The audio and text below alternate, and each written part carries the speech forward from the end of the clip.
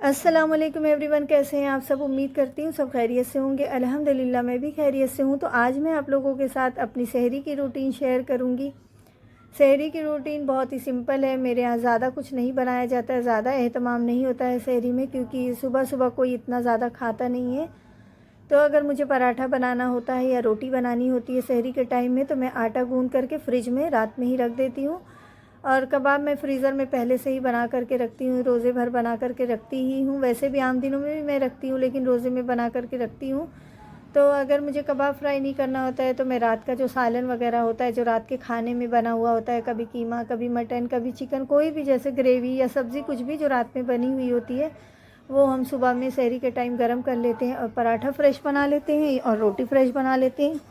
और एक मसाला हमारे यहाँ बनता है, ड्राई फ्रूट का मसाला, ये डेली बनता है, ये सहरी में डेली बनता है, क्योंकि इससे बहुत ज़्यादा एनर्जी मिलती है। इसमें सारे ड्राई फ्रूट्स होते हैं, जैसे काजू, बादाम, पिस्ता, छुहारा, अखरोट, नारियल, नारियल थोड़ा सा ही डालते हैं, और मखाना। और इसको पहले हम भिगा करके पीस लेंगे। तो यहाँ पर मैं बट्टे से तोड़ रही थी छुहारा, क्योंकि बहुत ज़्यादा हार्ड होता है, तो मैं इसको बट्टे से तोड़ रही थी बीज निकाल करके। तो ज़्यादा मसाला भी मैं नहीं बनाती हूँ, 3 से 4 प्याला बनाती हूँ। और बाकी जो छोटे बच्चे हैं वो ये मसाला पीते नहीं हैं, तो वो लोग चाय पी लेते हैं।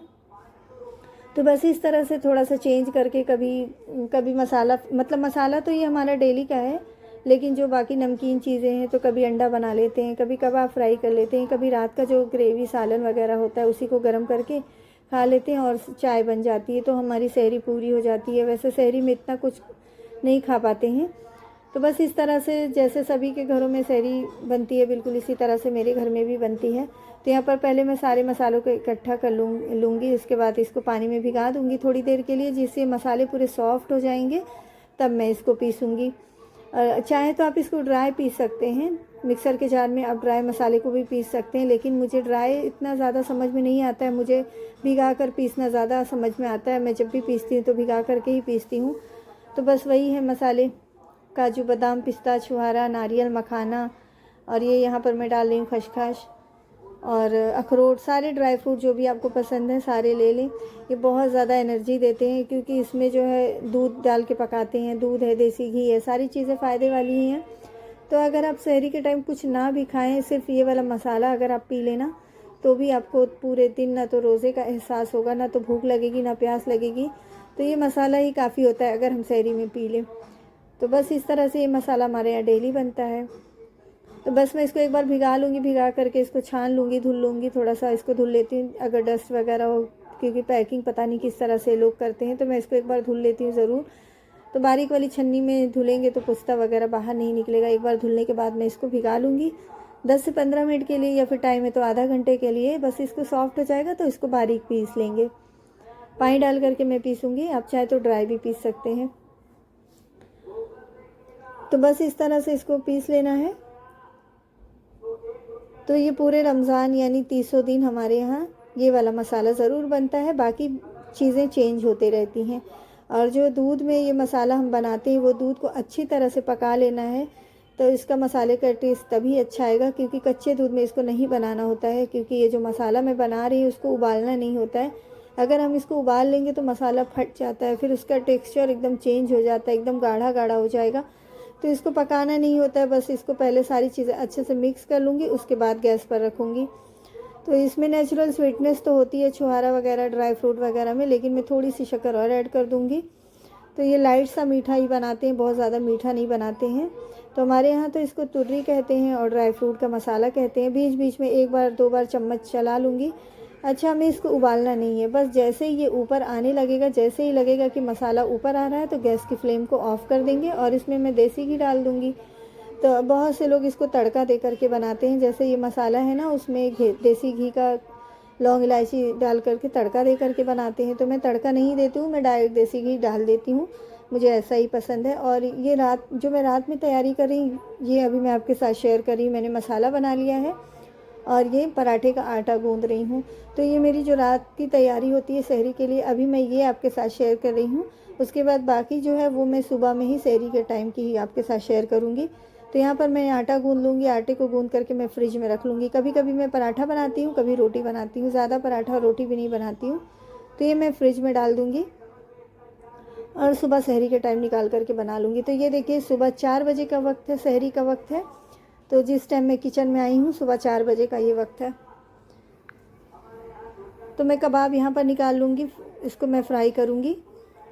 तो अगर मेरे पास कबाब है तो मैं कबाब फ्राई कर लेती हूँ, या फिर सालन वगैरह जो भी रहता है वो मैं गरम कर लेती हूँ, अंडा फ्राई कर लेती हूँ। बस इस तरह से हमारी सहरी पूरी हो जाती है। तो ये कबाब भी ख़त्म ही होने वाला है, क्योंकि अब ज़्यादा दिन रह नहीं गया है। तो बाकी जो है यही है, बचा खुचा रह गया है, तो इसको मैं फ्राई कर लूँगी। और एक तरफ मैंने चाय बनने के लिए रख दिया, और एक तवे पर मैं पराठा बना लूँगी। पराठा भी मैं बहुत ज़्यादा नहीं बनाती हूँ, 4-5 पराठा काफ़ी होता है, उसमें से भी बच जाता है। 2-3 पराठा फिर भी रह ही जाता है। 2 पराठे में सारे घर वाले खा लेते हैं, 6-7 लोग खाने वाले हैं, उतने पराठे में खा लेते हैं 2 पराठे में, क्योंकि पाव है, ब्रेड है, बच्चे वही सब खा लेते हैं। तो बस इस तरह से मैं पराठा बना लेती हूँ। डेली का यही मेरा रूटीन है, पराठा बनाना, रोटी बनाना, सुबह में मसाला बनाना, चाय बनाना, और रात का बचा हुआ जो भी सालन है उसको गर्म करना। बस इस तरह से हम सबकी सहरी हो जाती है। तो यहाँ पर मैं पराठा बनाऊँगी, मैदे का ही ये पराठा है।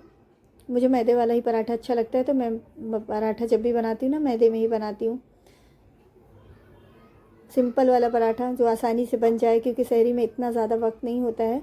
और यहाँ पर सहरी का टाइम ख़त्म होने का लास्ट टाइम है 5:08 सहरी का जो वक्त है। तो बस उस हिसाब से मैं 4 बजे किचन में आ गई थी। वैसे मैं 4:15 बजे तक किचन में आती हूँ, लेकिन मुझे शूट भी करना अगर होता है तो फिर टाइम लग जाता है, तो इसलिए मैं थोड़ा सा पहले ही आ गई थी किचन में। तो बस इस तरह से एकदम क्रिस्पी सा पराठा बना लेंगे। 4-5 पराठा मैं बना लूँगी। और एक तरफ मेरा कबाब फ्राई हो रहा है, मैंने कबाब फ्राई करने के लिए रख दिया है। दूसरी तरफ चाय बन रही है, और मसाला तो मैंने रात में ही बना करके रख लिया था, बस उसको गर्म कर लूँगी। तो इस तरह से हमारी सहरी हो जाती है। डेली का यही काम है सहरी का मेरा बस। और रात में जब बर्तन वर्तन धुल करके, नमाज़ पढ़ के, कुरान शरीफ पढ़ के, फिर 7 बजे तक, 7:30 बजे तक बच्चों को स्कूल भेज करके फिर मैं सो जाती हूँ।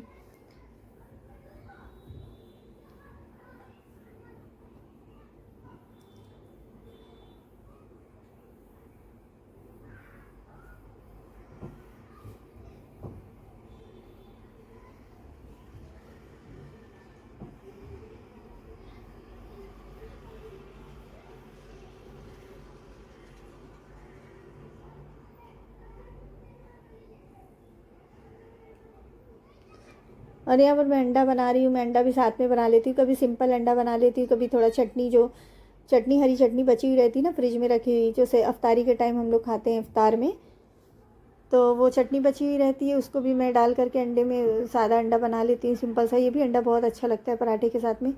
तो बस कबाब, अंडा, पराठा, बस यही सब डेली जैसे आप लोगों के घरों में होता है वैसे ही बिल्कुल मेरे घर में भी होता है।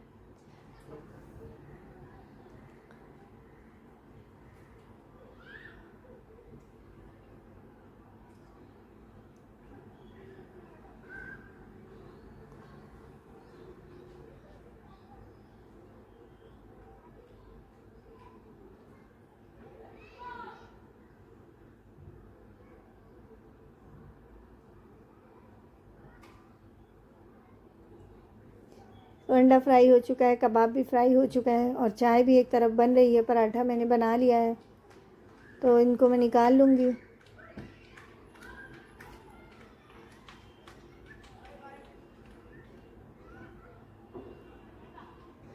चाय तो बहुत ज़रूरी है। चाय चाहे इफ्तार के बाद हो, चाहे सहरी के बाद हो, चाहे सोने से पहले हो, चाय हमारे यहाँ बहुत ज़्यादा पी जाती है।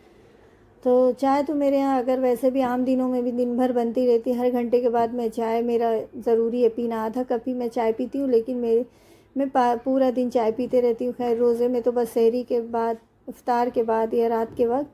तो चाय तो सभी के घरों में मेरे ख़्याल से चाय सबके यहाँ बहुत ज़रूरी पी जाती है सहरी के बाद। तो ये जो चाय मैं बना रही हूँ, मैं अपने बच्चों के लिए, जो मेरे छोटे बच्चे हैं वो नहीं पीते हैं मसाला, तो उनको चाय लगती है। तो फिर वो चाय के साथ में ही ब्रेड वगैरह के साथ में बटर पाव जो भी रहता है उससे खा लेंगे। और यहाँ पर जो मसाला रात में मैंने बनाया था बस उसको मैंने गरम कर लिया।